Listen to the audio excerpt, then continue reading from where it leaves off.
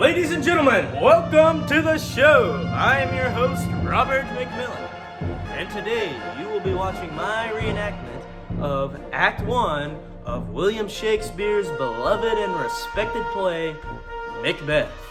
But first, let me introduce to you the cast of our show. In Scene 1, we have the Three Witches. Give them a round of applause. Hopping over to Scene 3, you'll meet the man, the myth, the legend, Macbeth. Also, his beloved sidekick, Banquo. Jumping over to Scene 5, you will be introduced to the loving, caring, beautiful Lady Macbeth. Woo! And wrapping it up with Scene 7, you will see Lady Macbeth and her partner Macbeth plotting the murder of King Duncan. So let's get this train a-moving. When shall we three meet again? And thunder, lightning, or rain? When the hurly-burly is done, when the battle is lost and won. That will be ere the set of sun. Where the place? Upon the heath. There to meet with Macbeth. Are they ugly? Is this thing on? Oh, I didn't know I was on. Cut it back to the play. Hey, John, cut it back to the play. Where hast thou been, sister? Killing swine. A drum! Macbeth doth come! The weird sisters hand in hand, posters of the sea and land. Thus do go about. Thrice to thine and thrice to mine, and thrice again to make up nine. Peace, the charm's wound up. So foul and fair a day I have not seen. What are these, so withered and wild in their attire? Speak if you can. What are you? All hail Macbeth, hail to the Thane of Cawdor. Lesser than Macbeth and greater. Thou shalt get kings, thou though be none. So hail Macbeth and Banquo. Stay, you imperfect speakers. Tell me more. The earth hath bubbles, as the water has, and these are of them. Whither they vanished? Into the air, and what seemed, corporal, melted as breath into the wind. Would they had stayed. After that strange encounter, Macbeth had to inform his wife. And back then, it wasn't iMessage. It was in letter form.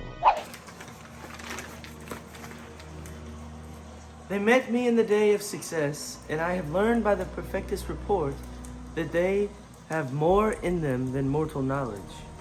When I burned in desire to question them further, they made themselves air, into which they vanished.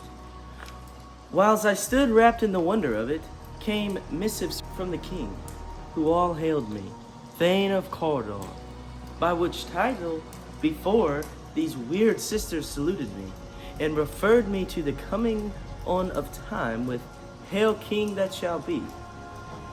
This have I thought good to deliver thee, my dearest partner of greatness, that thou mightst not lose the dues of rejoicing by being ignorant of what greatness is promised thee.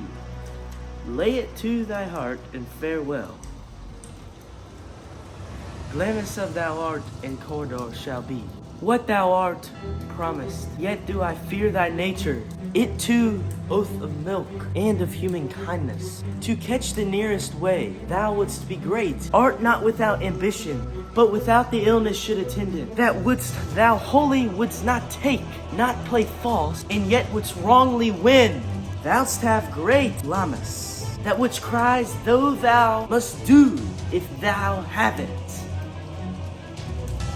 And that which rather thou fear to do, than wishest be undone. Hie thee hither, that I may pour spirits in the ear, and chastise with the valor of my tongue, to have crowned. After being treated so kindly by King Duncan, Macbeth is unsure if he wants to go through with his wife's evil plan. Stay tuned to see if Macbeth's stunning wife can talk him back into doing such a horrific thing. If it were done when 'tis done, then well, it were done quickly. If the assassination could tremble up the consequence and catch with his secret success, that but this blow might be the be-all and the end-all here.